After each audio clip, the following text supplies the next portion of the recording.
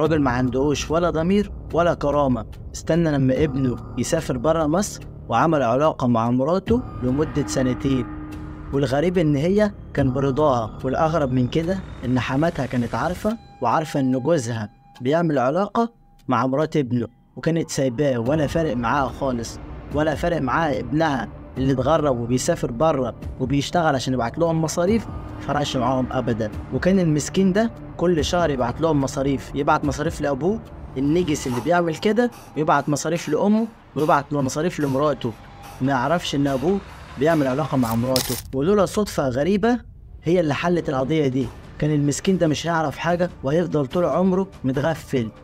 ودكتور الأسنان هو اللي حل القضية دي بعد مشوار طويل، ولولا ان دكتور الأسنان ده اتدخل في الوقت المناسب ما كانش حد يعرف حاجة، ولا حد كان يعرف يحل القضية المظلمة دي.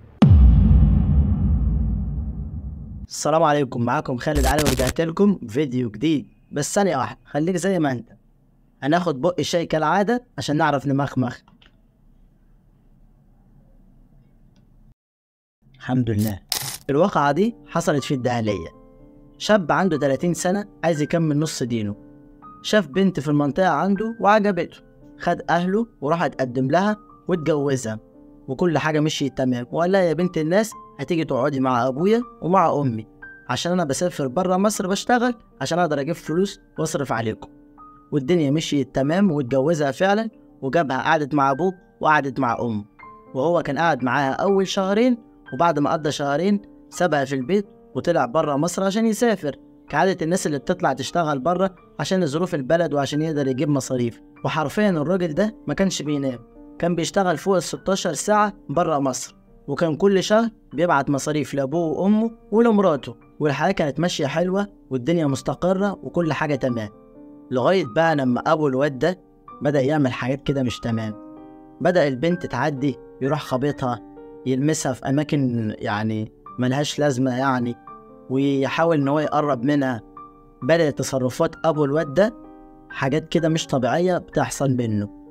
البنت كانت بتتضايق في الأول، كانت بتحاول تبعد عنه، لغاية لما الراجل ده في مرة دخل عليها الأوضة وتهجم عليها. والغريب إن في الوقت ده البنت سابته يعمل اللي هو عايزه، ومن بعد كده الأمور بقت تمام، والبنت بقت كمان عادي بالنسبة لها، بقت تعمل علاقة مع أبو جوزها ومش فارق معاها، بقت عادي، وهو يعمل معاها علاقة والدنيا ماشية عادي، وبقت العلاقة دي بتتم ما بينها وما بينه، والاتنين موافقين والاتنين زي الفل، مفيش حد فيهم عنده مانع. يعني 2 شياطين. الراجل اللي بره اللي مسافر بره وطالع عينه وبيبعت لكم فلوس وانتوا تعملوا كده.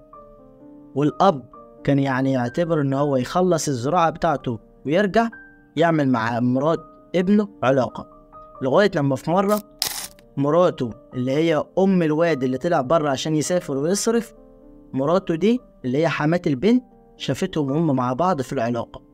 ولما شافتهم مع بعض في العلاقة راحت واجهت أبو الواد وقالت له إيه اللي أنت بتعمله ده؟ إيه اللي أنت بتعمله مع مرات ابنك ده؟ هو ده ينفع؟ أنت واحد عندك 60 سنة، يعني عندك 60 سنة بتعمل كده مع مرات ابنك اللي عندها 17 سنة. أنتوا متخيلين؟ يعني البنت عندها 17 سنة والراجل أبو الواد عنده 66 سنة. والغريب إن هو رد عليها بكل برود، قال لها بصي أنت كبرتي وبقيتيش تملي عيني، تمام؟ وأنا كنت بفكر إن أنا هتجوز عليكي، خلينا بالوضع ده كده حلو، بعمل علاقة مع مرات ابني والدنيا ماشية تمام وهي قاعدة معانا في البيت ومحدش عارف حاجة خالص، ولا أروح أتجوز عليكي ونجيب واحدة تاني غريبة تقعد معانا في البيت، ولا خلينا على الوضع اللي احنا فيه ده؟ الغريبة إن مراته برضه وافقت وسابته يعمل اللي هو عايزه. يعني حرفيا ال3 اللي أقذر من بعض دول كانوا عارفين بالعلاقة. يعني مراته كانت تبقى عارفة إن هو داخل على البنت يعمل معاها علاقة، والبنت كانت عادي بالنسبة لها وتقول ده وجوزي مسافر وأنا برضه محرومة وانتوا فاهمين الكلام ده. جوزها برضه المسكين كان بيقعد بالسنة أو السنتين بره، ما كانش بيجيلها عشان يشتغل، وهي بقى تقول لك أنا ما فيش حد معايا، واستغلت الفرصة بقى، قالت أبوه يلا. والأب استحال الموضوع وبقى تقريبا كده كل يوم بيعمل علاقة مع مرات ابنه، لغاية لما في مرة مرات ابنه بقت حامل منه، ودي كارثة بقى. وكانوا بيفكروا التلاتة إن هما ينزلوا الواد عشان ما يفضحهمش ومحدش يعرف السر اللي هما بيعملوه والمصيبة اللي هما بيعملوها. فكانوا إن هما عايزين ينزلوا الواد، لكن قالوا لأ، خليها كده طبيعي لغاية لما تعدي 9 شهور بتاعتها وناخدها المستشفى وتولد، وبعد كده ناخد الواد يا إما بقى نموته يا إما بقى نحطه قدام باب مسجد أو قدام أي حد. والدنيا كانت ماشية تمام. والغريبة هنا إن أهل البنت دي ما لاحظوش إن بنتهم حامل. ليه؟ لأنهم ما كانوش بيسألوا فيها.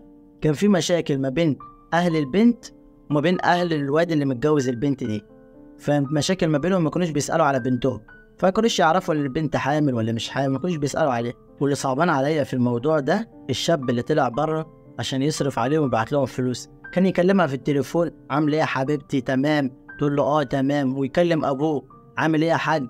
ويكلم أمه: عامل إيه؟ ناقصكم حاجة؟ أبعت لكم فلوس؟ محتاجين حاجة أجيبها لكم وأنا جاي؟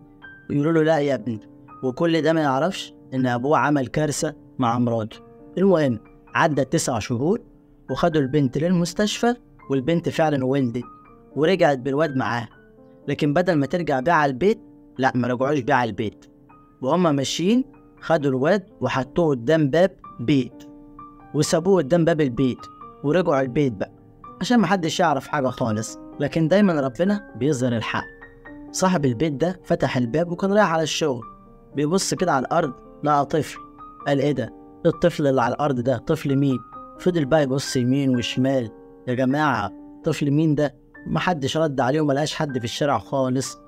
المهم قرب على الطفل كده وشاله، لقى على ايد الطفل اسورة، والاسورة دي بتبقى حطوها على المستشفى عشان تعرف اسم الطفل وتعرف اسم امه. والتلاتة الاغبياء اللي دايما لما حد بيكون عامل حاجة غلط بيسيب حاجة وراه، نسيوا التلاتة دول اللي هو الاب القذر وحماتها والبنت.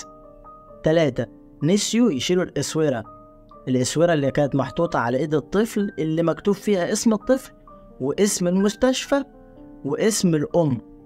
وهنا على طول الدكتور اتصل على الشرطة: يا جماعة حصل 1 2 3 ولقيت الطفل ده قدام باب البيت. الشرطة جت وخدوا الدكتور وخدوا الطفل عشان يحققوا معاه. ولما حققوا معاه قال له: يا باشا أنا معرفش حاجة خالص، أنا لقيت الطفل قدام باب البيت. قال له: خلاص ماشي، أنت مهمتك خلصت، شكرا. طلعوا بقى على المستشفى عشان كان مكتوب اسم المستشفى على الاسورة. طلعوا على المستشفى وحققوا معاهم وعملوا تحريات معاهم وشافوا كشف أسماء الأطفال اللي اتولدت خلال أسبوع، ولقوا فعلا إن الطفل ده اتولد في المستشفى دي، وعرفوا كمان أم الطفل دي ومكان بيتها فين. وطلعوا الشرطة على طول على بيتها وحققوا معاها. قالوا لها: أنت سبت ابنك ليه قدام باب البيت؟ أو مين اللي خد ابنك وداه قدام باب البيت؟ أو فين ابنك؟ البنت في اللحظة دي ما كانتش عارفة تتكلم ولا عارفة تنطق خالص، وقالت له: يا حضرة الضابط، أنا اللي حطيت ابني قدام باب البيت. قال لها: ليه عملت كده؟ سكتت، مرضتش تتكلم. قال لها: خلاص انت تيجي معايا على البوكس ونحقق معاكي هناك في الاسم. وخدوها هي وخدوا حماتها اللي هي أم الواد اللي طلع بره عشان يسافر، وخدوا الأب. وهناك اعترفت البنت إن هي عملت كده مع أبو جوزها، وحماتها كمان اعترفت إن هي كانت عارفة إن جوزها بيعمل كده مع مرات ابنه. وكمان البنت لما حققوا معاها قالت إن هو كان بيعمل معاها كده برضاها، يعني هي موافقة وعادي. والله مش عارف انتوا شياطين ولا ملتكم ايه؟ شياطين 3 من أقذر ما يمكن بصراحة.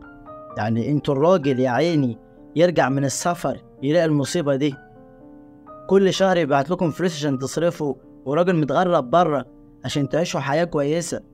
والغريب ان هما من الدهلية، يعني بلد زراعة وبلد فلاحين وبلد أصول وناس بتفهم في الحقوق وناس عارفة الغلط من الصح. والأب القذر ده يعني عنده 66 سنة، 66 سنة بتبص لمرات ابنك اللي عندها 17 سنة، والمفروض هي أصلا كانت منعته أو كانت رجعت لأهلها تاني أو كانت صدته، ما كانتش تجاري الأمور معاه. حتى لو جوزك بقاله 2 بره ما لمسكيش، ده مش مبرر ان انت تعملي علاقة مع ابو جوزك او علاقة مع اي حد عامة. انت تقعدي كده في البيت معززة مكرمة تستني جوزك لما يرجع ومع بعضيكم بقى.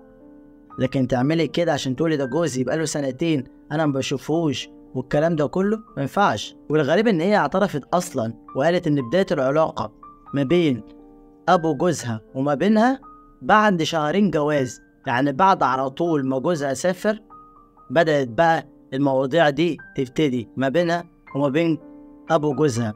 بدأت بقى المواضيع تبتدي وبدأت الحكايات تبتدي بعد شهرين من جوازها. اول ما الراجل يا عيني سافر وحط رجله بره مصر عشان يشتغل ويصرف عليهم. والله اكتر حد صعبان عليا في القصة دي هو الشاب اللي طلع عشان يشتغل بره ويسافر ويصرف عليهم، يرجع دلوقتي يلاقي لا مؤاخذة ابوه كده. وكمان بدل ما الام بدل ما تقف في صف ابنها وتقول له جوز انت بتعمل كده ازاي وازاي تعمل كده في مرات ابنك، لا، سكتت وقالت عادي ومشي الدنيا. وطبعا يا جماعة دايما المجرم او دايما اللي بيعمل الحاجة الغلط ما بيمثلش غير نفسه، يعني ولا بيمثل البلد اللي هو فيها ولا بيمثل حتى باقي قرايبه، ما بيمثلش غير نفسه. عمل مصيبة هو المسؤول عنها. البلد فيها الحلو وفيها الوحش وناس الداهلية فوق دماغنا. والفيديو ده والقضية دي توعية لأي حد بيشوف الفيديو لازم يحافظ على بناته. وأي راجل متجوز لازم يجي يشوف مراته على الأقل حتى كل 4 شهور. الراجل يشكر إن هو بره وشغال وبيسافر، بس ما ينفعش تقعد سنتين ما تشوفش مراتك وما تعرفش الوضع هنا بيحصل فيه إيه. انت مطمن ان هما مع ابوك ومع امك، بس للاسف الكارثه حصلت مع ابوك ومع امك. فالفيديو ده غرضه التوعيه، ان اي حد بيتفرج على الفيديو يخلي باله من نفسه، واي حد عنده بنت يخلي باله من بنته.